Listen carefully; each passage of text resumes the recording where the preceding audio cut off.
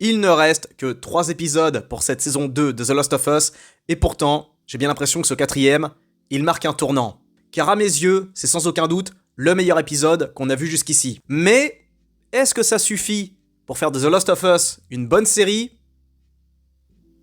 Certainement pas. Salut chers abonnés, chers infectés, j'espère que vous allez bien, que vous êtes en pleine forme et que vous êtes confortablement installés pour cette nouvelle vidéo, une critique avec et sans spoiler de l'épisode 4 de la saison 2 de The Last of Us. Mais avant d'entrer dans le vif, je tiens à vous dire merci du fond du cœur, on s'approche des 25 000 abonnés, plus de 200 abonnés en une semaine, c'est juste énorme et merci, c'est... Vous m'aidez, vous me faites survivre, vous aidez à faire décoller cette chaîne. Naturellement, je compte vivre de YouTube. À côté de ça, en parallèle, je compte passer une formation, apprendre un autre métier, tout ça. Mais je vais continuer, je ne vais rien lâcher. Et ce qui me plaît, ce qui me pousse à continuer, c'est vos commentaires, c'est vos interréactions, c'est vos discussions. C'est toutes ces nouvelles personnes que je rencontre. Même si ces rencontres sont virtuelles, pour moi, c'est un véritable trésor. Donc, je vous remercie du fond du cœur. J'en dirai pas plus, dans les remerciements, je garde ça pour la foire aux questions, en tout cas, il fallait que je vous dise merci, et si vous êtes, encore une fois je le dis, si vous avez l'habitude de me regarder sans être abonné, abonnez-vous, ça ne vous coûte rien, je ne pousse pas les nouveaux qui débarquent à s'abonner impérativement, je ne dis ça uniquement qu'à ceux et celles qui ont l'habitude de me regarder, mais qui n'ont pas encore cliqué sur le bouton s'abonner. Donc ceux et celles qui ont l'habitude de me suivre sans être abonnés, et je sais que vous êtes nombreux, abonnez-vous, et tous les autres qui sont de passage, comme vous le sentez, c'est comme vous voulez, ce qui m'importe c'est que vous reveniez. Ce qui m'importe le plus, c'est que vous soyez réguliers dans les commentaires, que même les Ghostfag, je suis content de savoir que vous êtes là, car vous êtes nombreux les Ghostfag à regarder les vidéos sans vous prononcer. Je reçois des mails des fois de Ghostfag, ou même des messages sur Instagram de Ghostfag qui me suivent depuis des mois, voire des années, et qui ne sont jamais prononcés, donc écoutez, même si vous ne vous manifestez pas, merci infiniment. Mais bon, allez, ça y est, j'arrête de vous embêter, c'est parti pour cette critique de l'épisode 4, enfin, bon visionnage. Alors attention, quand je dis qu'on a affaire au meilleur épisode de la saison 2, et peut-être un des meilleurs épisodes de la série tout court, ça ne veut pas pour autant dire qu'on a affaire à un chef-d'œuvre incritiquable. On a quelques éclairs de lucidité, quelques moments assez dynamiques, mais globalement, dans l'ensemble, on reste, comme je l'ai dit, devant une parodie aseptisée, parfois à l'extrême, une parodie parfois hésitante, et toujours aussi ridicule à certains moments. Et vous savez, il y a deux types de parodies, parce qu'encore une fois, je ne considère pas The Last of Us comme une adaptation. Pour moi, c'est une parodie. Et il y a deux types de parodies. Les parodies qui s'assument et celles qui s'assument pas. Et bien, The Last of Us, pour moi, correspond à la perfection, à la deuxième catégorie. La série ne semble jamais vraiment savoir si elle doit choquer, attendrir ou simplement meubler. Et ce qui est intéressant avec cette série, et c'est même pour ça que j'en parle, c'est pour ça que j'en parle avant tout, eh bien c'est... on a affaire à un produit propre à son époque. Et j'ai mis le doigt justement sur ce qui déconne dans The Last of Us et les productions qui lui ressemblent. Des productions qui, vous le verrez, vieilliront très mal. Et déjà, ça se ressent tout de suite, parce que les épisodes précédents, je les ai déjà oubliés. En tout cas, dans cet épisode, Dina et Ellie débarquent enfin à Seattle. Le moment qu'on attendait depuis le début, la quête de la vengeance. Mais malgré le fait qu'il y ait plus d'action, la rage est édulcorée, on voulait de la brutalité, du chaos, de la tension, et on se retrouve avec une parodie fade, et pas complètement assumée, même si elle s'assume un peu plus par rapport à la première saison. Un petit peu plus, mais pas complètement non plus. On sent bien que les showrunners ont pris en compte les critiques de la première saison, mais ils les ont pris avec des pincettes. Et ce qui dérange le plus là-dedans, c'est que The Last of Us version HBO, c'est devenu une sorte de teen TV show, un team drama post-apo qui sait pas trop sur quel pied danser. Un coup c'est violent, et toujours hors champ, attention, et entre les deux on a droit à quelques gros plans sur des objets, sur des trucs. Vraiment, je ne peux pas m'empêcher de me mettre dans la tête de ceux et celles qui regardent cette série sans avoir joué aux jeux vidéo, parce qu'il y en a beaucoup. Vous savez tellement pas à côté de quoi vous passez, sérieux. Parce que les jeux proposent un sentiment que la série ne propose pas. De la dureté, de la douleur, et surtout une émotion qui part des tripes et qui se répand jusqu'au cœur. La série, elle, se contente d'enchaîner les filtres lumineux, les musiques plates et bien évidemment quelques accords du thème de The Last of Us, avec des séquences qui font un petit peu penser au clip de Lana Del Rey, quoi. Globalement, on a droit à un épisode correct.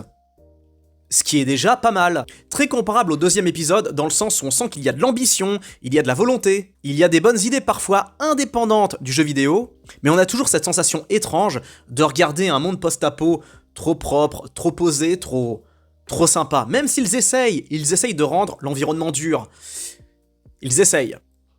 Et ça marche pas. En tout cas, on commençait l'épisode très fort avec une scène d'intro centrée sur Isaac Dixon, pour moi le personnage le plus fascinant et le plus sous-coté de The Last of Us Partie 2. Sa première apparition intrigue et impose une vraie présence, Et on y reviendra dans la partie spoiler. Ensuite, on découvre Ellie et Dina qui progressent dans Seattle, le décor est joli, bien foutu, recouvert de verdure, ça donne envie. Mais on va pas se mentir les gars, on est à 1000 lieues de ce qu'on voyait dans le jeu vidéo. Et libre adaptation ou pas, je suis désolé, quand on vient du jeu vidéo et qu'on découvre la série... Non, si je dois vous résumer, qu'est-ce qui me vient en tête quand je pense à The Last of Us 2 ? Je pense à humide, froid, désespéré. Là c'est beau, presque chill, c'est l'apocalypse version Airbnb quoi. Et puis l'éternel problème de la série refait surface, et c'est là le point le plus important j'estime de cette critique, c'est le mélo. Le mélo, toujours du mélo. Et c'est ça justement qui plombe toutes les séries depuis, j'ai envie de dire 2015, c'est là que ça a commencé, il y a eu une espèce de tournant, et ça, je l'ai ressenti à partir de The Walking Dead, je l'ai ressenti à ce moment-là, les premières saisons étaient matures, adultes, tout ça, comme le gros des séries de l'époque, Game of Thrones, Breaking Bad, c'était des séries qui s'adressaient à des adultes. Or là, on a cherché à viser les ados, donc on l'a bien vu avec Fear the Walking Dead, les saisons suivantes de The Walking Dead, les spin-offs, tout ça, on cherche un public plus jeune, plus, on va dire, plus branché émotion. En gros, on cherche la facilité, quoi. Et c'est sidérant de voir à quel point cette série n'a rien à voir avec le matériel d'origine du point de vue de l'émotion. Je veux dire, Dina qui chiale pendant que Bella gratte 3 accords à la guitare. Non mais, sérieusement, on n'est pas dans la route là alors qu'on le devrait. On est dans The Lost of Soft. La mise en scène, parfois jolie, reste prétentieuse, comme si la série voulait en faire des caisses pour masquer le fait qu'elle n'ose jamais aller jusqu'au bout de ce qu'elle raconte. Et en plus du mélo, un point insupportable, c'est la violence, toujours aseptisée. C'est comme si on nous l'a caché, quoi, alors qu'on est dans The Last of Us. La violence est constamment reléguée hors champ, les dialogues sont lissés et la tension est juste artificielle. Et heureusement qu'on a un mec comme Jeffrey Wright pour relever le niveau, parce que vraiment, à chaque fois, je vante sans arrêt ce mec parce que c'est un acteur qui est trop sous-coté vu qu'il a eu que des seconds rôles dans sa vie. Mais pourtant, à chaque fois, il arrive tout le temps à, à capter l'attention. On se focus sur lui, même s'il a des tout petits rôles, des rôles d'officiel, des rôles de flic, je sais pas, de seconde main, de sous-fifre. Il a toujours cette présence, il a toujours cette humanité et il transcende grave avec ce qu'on voit dans la série, quoi. C'est le seul qui a vraiment, avec peut-être Pedro Pascal, pardon, c'est le seul qui a cette espèce de carapace, cette humanité et cette gueule, surtout. C'est une gueule crédible, c'est la gueule d'un mec qui a vécu quelque chose. Il est trop bon et trop intense pour une série comme ça. C'est presque là pour le coup une erreur de casting. Il est trop bon pour ça. Mais quand même, je suis content de le revoir, sachant que c'est lui qui a prêté ses traits au Isaac du jeu vidéo. Pour le coup, le personnage semble assez fidèle. Même si j'ai peur pour la suite, j'espère qu'ils vont pas le foirer. Bon alors j'ai démarré en disant que c'était le meilleur épisode et je suis en train de le flinguer. Alors attendez, je vais revenir sur un point qui est extrêmement bien réussi. La tour radio. Vous vous souvenez dans le jeu vidéo cette scène traumatisante où on découvre tous ces Wolf qui ont été pendus et étripés. Cette scène en plein jour, on voit les corbeaux s'envoler dès que vous rentrez dans la pièce. Ça m'avait terrifié. Et c'est ça que je comprends pas aussi, c'est que la série veut pas être violente, quand il y a des coups de feu, on montre pas grand chose, quand il y en a un qui se fait buter, un alien, un infecté, tout ça, c'est cuté en 2 secondes, on n'a pas le temps d'assimiler ce qui se passe, ça va trop vite. Or là, ils ont tout montré, à savoir, bon ils ont pas montré les mecs se faire buter, mais on voit les corps les corps pendus à la gorge, le bide ouvert avec les tripes qui sont sorties du ventre. Et je m'attendais pas à un niveau de violence comme ça. Alors c'est de la violence statique, c'est pas un truc ultra graphique non plus, où ça bouge, machin, on voit les mecs se faire charcuter, mais quand même, wow, prise de risque pour la série. Là je sais pas, c'est peut-être le moment le plus trash qu'on aura vu dans toute la saison, je pense. Je suis pas sûr qu'ils arrivent à faire plus violent. Surpris quoi.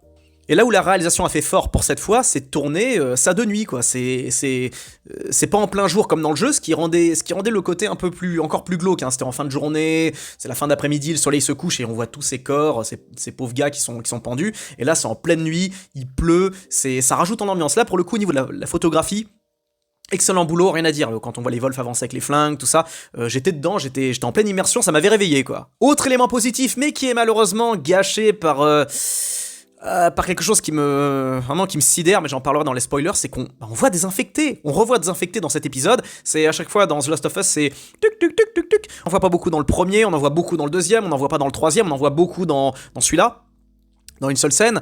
Et il y a trop de fulgurance, mais bon, c'est parce qu'ils ont écouté les critiques, je pense, et ils se sont dit bon, on va peut-être arrêter de planquer les infectés comme on l'a fait dans la première saison, on va en mettre un peu plus. Et là, ils en ont mis beaucoup. Presque trop par rapport au jeu, notamment via le niveau où ça se situe, vu que là c'est la scène du métro, et là il y a beaucoup plus d'infectés que dans le métro, quoi. Enfin, comment dire, j'oublie à quel point le niveau du métro est super long dans le jeu, et là c'est super court, ils ont quelque part, ils ont tout condensé, ils ont préféré jouer la carte un maximum d'infectés plutôt que très peu, comme dans le jeu, où au début il y a très peu d'infectés, et quand on s'approche vers la fin du niveau, alors là ils débarquent par vagues. En tout cas, on a eu droit à la première baston entre les Wolf et les infectés. Sauf que les Wolves ici passent pour des, je sais pas, des scouts sous LSD, quoi. Ils bougeaient pas, ils étaient inertes. Des plots, les mecs. Les mecs, ils entendent une horde d'infectés se pointer vers eux, ils ont 1 minute pour se barrer. Non, ils restent là, ils attendent. En tout cas, la scène du métro fonctionne très bien, ça court, ça panique, ça tire, mais cette énergie est vite brisée par ce truc. Encore une fois, on en revient au mélo. Franchement, c'est gênant. C'est gênant de voir ça, et on sait pourquoi ils l'ont fait. Ils l'ont fait pour le quota, ils l'ont fait parce que c'est à la mode, en quelque sorte, alors que, désolé, mais dans le jeu, c'était beaucoup mieux, c'était beaucoup plus mature, c'était beaucoup plus adulte, c'était beaucoup plus réaliste, beaucoup plus intelligent. Or là, j'en parlerai dans les spoilers par rapport à cette scène, mais en tout cas, un peu de pudeur n'aurait pas été de trop, quoi. On n'est pas non plus dans la vie d'Adèle, mais ça tombe comme ça, enfin, j'en parlerai. En tout cas, ça se termine sur un cliffhanger, Ellie s'apprête à partir au cœur de Seattle alors que la ville explose. Prometteur peut-être, encore faut-il que la série assume enfin la violence, la vraie. Encore une fois, l'épisode 4 ne déroge pas à la règle, trop aseptisé, trop clean, infinitimo, hein. C'est intéressant, alors que dans la première saison, ils faisaient plutôt attention avec leurs balles, tout ça, on sentait bien que c'était les balles étaient une ressource quand même assez compliqué à trouver. Dans le jeu, pareil, on évolue avec pas trop de balles, faut faire attention, on compte chaque tir, etc. Or là, non, visiblement, les flingues ont l'air d'avoir des chargeurs illimités, tant mieux, j'ai envie de dire, c'est cool. Mais c'est trop clean, trop bien cadré, trop bien écrit, vous voyez ce que je veux dire? Ça sent la réécriture en salle de prod. Le calibrage pour ado émotif, sans parler du cahier des charges d'HBO. Le jeu, c'est pas compliqué, il te chopait à la gorge et il t'étranglait. La série, ça se contente simplement de t'effleurer avec un gant en soie. Allez, maintenant, on rentre dans la zone de spoilers. J'ai envie de revenir à la vraie bonne scène de cet épisode, quand Ellie et Dina arrivent dans la tour radio. Wow, la réalisation se réveille. Les mecs pendus et tripés dans le noir, tout ça, enfin de la tension. Enfin une scène qui ressemble à l'univers du jeu, à l'ambiance, tout ça, on sent bien qu'ils ont capté le truc. Mais par quoi c'est cassé? Par Ellie qui nous fait une prise de jujibé, c'était plus fort qu'eux. Y avait pas ça dans le jeu, y avait pas de baston chorégraphié ou je sais pas quoi. C'est quoi cette connerie? Bella Ramsey, 1m50 qui couche un mec d'1m80 et qui s'apprête à le dominer, quoi. Enfin, c'est... Je sais qu'il y a des forces de la nature, je sais qu'il y a des petites meufs qui sont des dragons en combat, je sais.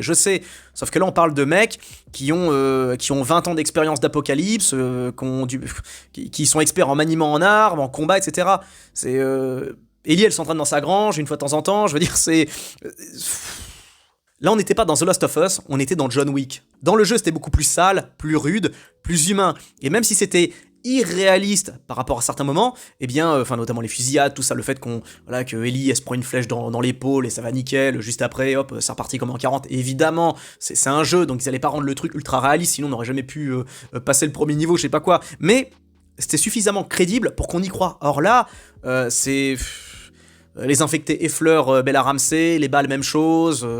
Et me faites pas dire ce que j'ai pas dit, moi ça me dérangeait pas d'incarner Ellie, d'incarner Abby, tout ça. C'était un jeu, je veux dire, où on incarne que des meufs, on est très très loin du jeu typique où on incarne un héros, homme, hétéro, tout ce que vous voulez. Mais moi je m'en foutais, j'étais porté par le truc, je faisais corps et âme avec l'histoire. Mais là, on sent le quota action féminine badass, ça se ressent. On sent que c'est synthétique, on sent que c'est intéressé, on sent qu'il y a un cahier des charges. Et c'est ça qui dérange en partie dans cette série, c'est qu'il n'y a aucune authenticité, tout repose sur du calcul, des volontés de DRH, tout ça, il y a aucune, il y a aucune réelle créativité. En termes de subtilité, c'est zéro, mais en termes de démonstratif, alors là, ça y va, hein. Quoi qu'il en soit, en termes de fidélité, c'est peut-être l'épisode qui est le plus proche du jeu.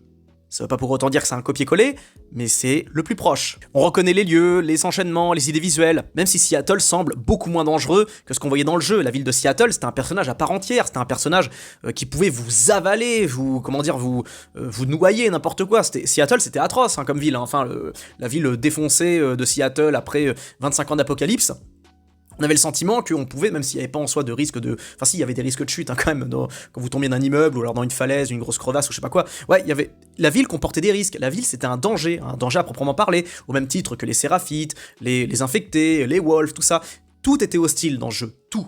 Mais ça m'embête de le comparer, ça m'embête parce que c'est cruel, c'est comme, je sais pas, c'est comme tabasser un gosse, quoi. Ça se fait pas, quoi. C'est trop facile et ça se fait pas. J'aimerais revenir d'ailleurs à la scène d'intro où on voit Isaac avec les comment s'appelle, les mecs de la Fedra, parce qu'on apprend que Isaac faisait partie de la Fedra avant qu'il fasse complètement sécession et qu'il fasse équipe avec les Wolves, parce qu'il a rejoint les Wolves pour foutre dehors les mecs de la Fedra de Seattle, parce que visiblement les mecs de la Fedra géraient pas correctement la ville, ils agissaient plus ou moins comme une milice fasciste ou je sais pas quoi, comme c'est bien expliqué dans le jeu. Même si j'ai un avis assez, là pour le coup, si j'avais à choisir entre la Fedra et les Wolves, alors par rapport au jeu, bah, je choisis naturellement les Wolves parce qu'au moins ils arrivent à vivre en communauté, ils ont l'air de plutôt bien gérer. La Fedra elle devait être beaucoup plus trop violente, ils devaient avoir un code de conduite beaucoup plus énervé. Par contre, c'est parce que visiblement la Fedra de chaque ville a sa propre façon de faire. La Fedra de Boston, c'était peut-être la version la plus cool quand on y pense. En tout cas, comme on voit dans le premier jeu. En tout cas, c'était intéressant de voir Isaac, qui faisait autrefois partie des Wolves et qu'on avait marre de voir que les mecs font que des conneries, font que buter des innocents, etc. Et il rejoint donc les Wolves avec cette scène super. Enfin, je m'y attendais pas, quoi. Quand il balance les grenades dans le fourgon avec tous les mecs dedans, bam. C'est le truc qui me dérangeait, c'était les civils qu'il rejoint. Enfin, il y en a aucun qui soigne vraiment l'apocalypse, quoi. On n'a pas l'impression de voir des gars. Enfin, ils ont tous des dents impeccables. Bon, ça se voit pas vraiment, mais on sent que c'est des mecs qui ont vaguement été grimés, on leur a mis des fringues des années 2000 pour que ça fasse un petit peu genre voilà, l'apocalypse qui reste, enfin les gens sont restés coincés à leur époque, tout ça parce qu'il n'y a plus de production, il n'y a plus rien, mais ça manque d'authenticité, quoi. C'est très amateur dans la mise en scène. Il n'y a rien de vraiment marquant, c'était pas prétentieux non plus, mais ça manquait cruellement d'authenticité. Et moi j'aurais voulu voir un truc, je voudrais voir des personnages qui ressemblent un petit peu à ceux qu'on a vus dans La Route de John Hillcoat, parce que j'y pense de plus en plus. Je me dis, mais attends, mais ce film qui nous a tous terrorisés, qui nous a tous traumatisés, pourquoi il nous a autant traumatisés justement ? Eh bien parce que les survivants faisaient humains, et ils faisaient surtout survivants. On voyait vraiment des têtes de mecs qui s'étaient pas, qui n'ont plus accès aux dentistes, aux médecins, qui n'ont plus accès à rien. Ils sont revenus à un état sauvage, il n'y a plus d'humanité. Et je voulais voir ça un petit peu dans The Last of Us, quoi. Je dis pas que les mecs auraient dû être un même niveau du point de vue. Enfin, je dis pas que les gars auraient dû être à un niveau aussi extrême, mais pas loin, quoi. Là, on sent vraiment les figurants, les acteurs de seconde zone, sans réel. C'est juste, voilà, vous êtes là, vous êtes sur la marque, bon, vous froncez un peu les sourcils, c'est bon, vous êtes un survivant, quoi. Pitié. En tout cas, la scène d'intro était réussie, mais ces scènes d'intro manquent cruellement de cette violence et cette maturité qui faisait les scènes d'intro de The Walking Dead. Rappelez-vous de l'opening de la saison 3, l'opening de la saison 2. Enfin, chaque saison avait des openings qui marquaient, et puis même souvent bien après, chaque épisode commençait par une opening qui marquait à chaque fois. Or là, je crois que c'est la deuxième scène d'entrée qu'on a avant le générique. Elle est réussie, mais c'est pas transcendant non plus. Faut que je rebondisse sur l'action. Alors, les flingues en munitions limitées, quoi. Je veux dire, alors, je sais qu'un Beretta 92F, ça contient 15 balles, mais quand même, Ellie qui fait des headshots à chaque fois, alors que je rappelle qu'on parle d'infectés qui courent à 200 à l'heure. Et ça, pareil, les infectés, faut qu'on en parle. Moi, c'est plus possible. Je n'en peux plus, quoi. Les trucs qui vont trop vite, qui sont indestructibles. Comment vous voulez croire 2 secondes à un monde comme ça ? Les infectés sont foirés, je suis désolé. C'est des zombies à la World War Z. C'est des trucs qui sont indestructibles. Et normalement, l'humanité n'aurait jamais pu gagner face à une menace pareille, quoi. Les infectés du jeu vidéo étaient beaucoup plus crédibles. Ils auraient très bien pu faire la même chose, aller au pire, leur enlever le sang de la bouche, parce qu'ils ressemblent beaucoup aux infectés de 28 jours plus tard, ils auraient pu au moins leur enlever ça, et puis qu'ils aient la même gestuelle, ce genre de truc. Mais non, ils ont voulu faire un truc différent, un truc plus nerveux, mais là c'est trop nerveux, et ça transcende avec l'aspect réaliste du jeu, quoi. Enfin, du film, de la série, pardon. Et ça a tendance à me faire sortir un petit peu des scènes de combat, des scènes d'action, des scènes de tension, parce que on sait pas trop, c'est réaliste, c'est pas réaliste, c'est un beat'em all ou une série de survie, quoi, faut savoir. Et enfin, il faut qu'on parle de cette scène qui a été uniquement conçue pour énerver, pour irriter, c'est uniquement le but, en fait, c'est que, voilà, c'est ça aussi qui fait le fait que cette série ne marquera pas l'histoire, c'est que tout repose sur le rage bait. En gros, on va créer 2-3 scènes polémiques juste pour faire réagir, afin d'énerver, pour créer du flux. Et la scène en question, c'est on voit Ellie et Dina se coucher ensemble, se caresser, et c'est... alors on n'est pas dans la vie d'Adèle, on n'est pas dans un truc ultra démonstratif, on reste quand même dans une série de télé, grand public, tout ça, donc ils n'ont pas été trop loin, mais c'était suffisant pour créer la gêne, quoi. Parce que, encore une fois, il n'y a pas ça dans le jeu vidéo. Dans le jeu vidéo, au moins, c'est subtil. Un petit baiser, un bisou, terminé, quoi. On s'allonge et on comprend. Il n'y a pas besoin de plus. Or là, on voit surtout Bella Ramsey, quoi, qui couche Dina, qui plonge sa main dans le... non, mais c'est... Je veux dire, vous voyez ça, vous dites non, et là, pas vous, quoi, pas toi. Enfin, Ellie et Dina, par exemple, ça colle pas du tout. Dina est magnifique, c'est une Instagrammeuse. 10 sur 10, c'est Bella Ramsey, voilà, quoi. Dans la vraie vie, ces gens-là sortiraient pas ensemble, faut le dire, faut dire la vérité. Et c'est ça aussi qui casse l'aspect crédible, l'aspect réaliste. Surtout une meuf comme Dina, ouais, qui a un physique d'instagrammeuse tiktokeuse. ça colle pas, quoi. Le personnage de Dina du jeu vidéo était 100 fois plus crédible. Même chose pour le Ellie du jeu vidéo, qui avait des traits durs, tout ça, mais ça, j'en parlerai dans ma vidéo spéciale Bella Ramsey, parce que vraiment, je vous dis, hein, ma vidéo sur Bella Ramsey sera complète. Je vais décortiquer tous les arguments malhonnêtes en faveur de cette actrice. Parce que c'est trop de malhonnêteté, c'est pas possible, je ne peux pas passer à côté, donc il va falloir qu'on en parle. Je vais tourner cette vidéo cette semaine, je pense que je vais la tourner mercredi, je sais pas, j'ai la flemme d'attendre les prochains épisodes. D'ailleurs, il faut noter que la saison 3 de The Last of Us qui est prévue, ça va être à mon avis, je pense, centré sur Abby, vu qu'il reste 3 épisodes, et c'est sûr et certain qu'on va avoir un épisode entier de flashback avec Joel, et le prochain que ça annonce, ça va être encore dans Seattle, ça va être des combats, tout ça. Là, ça va être intéressant, on verra bien s'ils vont faire mieux ou pire que cet épisode 4, mais il y a de très grandes chances pour que la saison 3 soit centrée sur Abby. Parce qu'ils vont pas caser toute l'histoire d'Abby, ce qui se passe sur un seul épisode, c'est pas possible. En tout cas, j'en ai pas fini. J'en ai pas encore fini avec cette série. Parce que c'est un cas d'école, et je suis témoin de cet effondrement du point de vue télévisuel, et ça va sûrement revenir. Enfin, je pense que les séries et les films dans le futur vont être sauvés par l'IA. L'IA va proposer quelque chose de beaucoup plus intelligent, beaucoup plus réfléchi. Bref, j'attends, j'ai hâte. En tout cas, on a affaire à un épisode meilleur que les précédents, car plus proche du jeu, plus audacieux visuellement sur certaines scènes, et avec enfin un peu de tension. Mais le problème reste entier, dans cette série, pas de violence, pas de noirceur, ni de violence assumée surtout. Je compte sur vous pour donner votre avis dans les commentaires, je vous dis à très bientôt pour une prochaine vidéo, plein de bisous à tous, ciao.